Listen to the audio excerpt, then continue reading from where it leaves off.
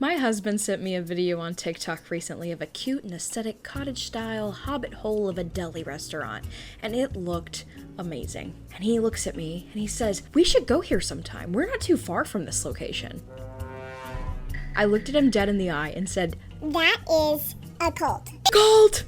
It's a cult!" And he was like, what kind of cult is it? Like some kind of like sandwich cult? And I said, "Oh my god, so much worse." And that's when I realized not everyone knew that the Tennessee-based restaurant called the Yellow Deli is actually fronted by a cult known as the 12 Tribes. So today, I'm gonna make a quick video about it. Not everything about it, just what I know. Yellow Deli is a restaurant that has multiple locations that's ran by a cult that's called the 12 Tribes.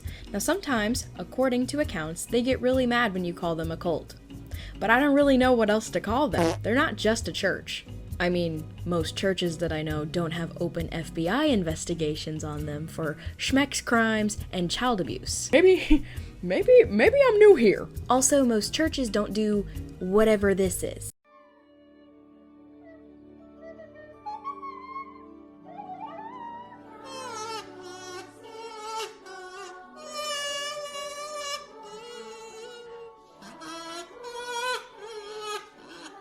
I think before we can talk about the Yellow Deli, we have to talk about the puppet masters pulling the strings.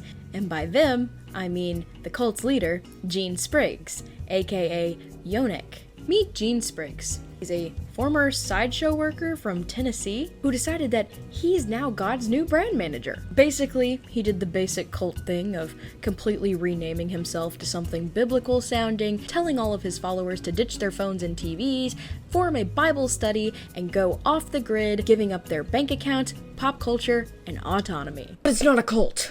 It's not a cult. Do not call it that. Have you ever wanted a place of belonging where you could sell grilled cheeses for all of eternity?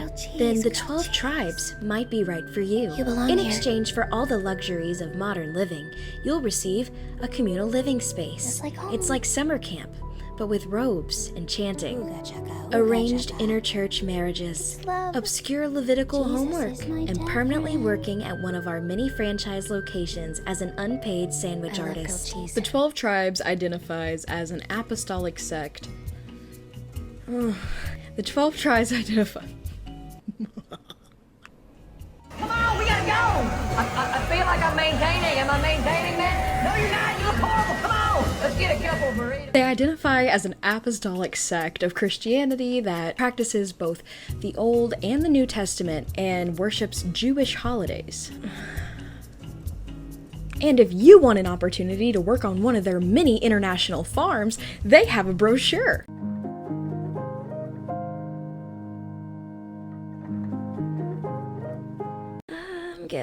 I'm good. Yeah. Rituals? They've got them. Choreographed dances? They've got it. Women designed to obey and procreate. Exactly what I've been looking for. From what I can tell, the cult was based in Tennessee, but it just feels like that they have international locations, mostly because the German police got involved and tried to ban them. Oh my god! Das some freaky Scheiße! And without further ado, I'm going to read you some of the FBI notes from the Federal Bureau of Investigation.gov. Okay, these are real. These are real investigative accounts from people who used to be in the cult or were in the cult by the FBI. Redacted is a member of the 12 Tribes community in Mennonite, North Carolina, and has been inducted for Redacted, 12 Tribes communes throughout the world, and Mennonite location is the training center. There is drug use at the commune, baking drugs into the ritual bread. LSD and hallucinogenic plants usually used, however, meth and heroin have been used. There are ritual ceremonies once a month which involve breaking the ritual bread and also involve sexual orgies. Redacted told Redacted that the punishment within the cult is being beaten with a rod and having your wife or children sexually assaulted by cult members. Guys, we know we're a little weird, but we're just a normal family sandwich shop church, and we didn't mean it. We're sorry. We're sorry about the hallucinogenic drugs and breaking bread. We're sorry about the orgies. They also have an entire section of their website which justifies spanking kids, which, hey, I was spanked as a kid. Don't get me wrong, I was most definitely spanked as a child. My parents didn't need to prove why I needed spanked. Okay, this kind of just sounds like you like beating kids. Hey, and also do not come for my mom. I probably deserved it. Even as a Gen Z wooden spoon survivor, justifying it this much, kinda crazy. Kinda cuckoo. They do worship Jesus, but they also call him Yahshua, which is the original, I believe, Hebrew name that was used in the Bible for Jesus before it was retranslated. So, okay, fair enough. So, Melody, you ask, how does this all tie back to sandwiches? You don't get a set of robes and a pitchfork with your panini, that would be too on the nose. They invented something even more sinister. Franchise locations of a sandwich shop previously mentioned called the Yellow Deli. Is the Yellow Deli a cult? Founded by Gene Spriggs in 1972 in Chattanooga, Tennessee, the Yellow Deli is owned and ran by the 12 tribes. In order to work at the deli, you have to be a member of the group and you work for free. Our waiter claimed that they are all volunteers and part owners of the deli, yet the money goes to their leader, leaving the volunteers with nothing.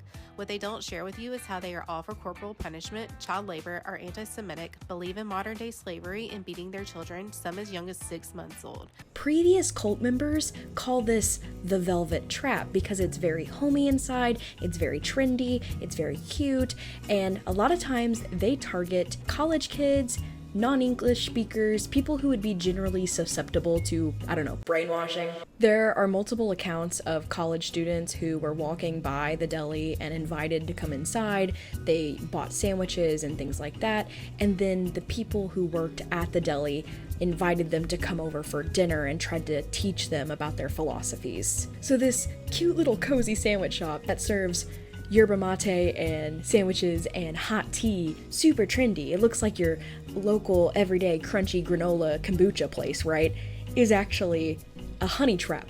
Is honey trap the right word? Is that something sexual? I gotta look that up. Okay, if I embarrassed myself, edit something over my face right now. But that's not the only thing about the Yellow Deli that makes it kind of messed up. Not only are they inducting cult members through patrons who are purchasing things at the deli, but because the cult members have given up a modern lifestyle, all of the people who work there are completely unpaid. How is that even legal? How have they not been shut down? Loopholes, my friend. They passed the Yellow Deli off as charity work for a religious organization, which means that all the people who work there are technically volunteers. All of the money that you spend on sandwiches and yerba mate and all of the other cutesy little things there are spent on electricity bills and whatever other communal bills that the cult has. And yes, while many family businesses often let their kids work in restaurants and other places of work, this place has also been accused of child labor. Like I said earlier, Germany has actually banned them after evidence of child labor, sexual abuse, and fundamentally unsound theology, which, you know, if Germany says you're a cult, you might want to reevaluate. So the next time you want to shop local and you see a cute little family-friendly deli, you might want to vet the vibe first, or just head over to Subway and endure. This has been my personal little fun fact of the day. You're watching my channel, it's called Melody Ever After. My name is Emily. I'm just joking. My name is Melody. Why the fuck would it be Emily? You're watching my channel. It's Melody Ever After. My name is Melody. If you enjoyed this video, please leave a comment below. If I got anything wrong, I'm sorry. Sorry. But comment that down below too. And if you enjoyed this video up until this far, what's stopping me from seeing you in the next one? Until next time.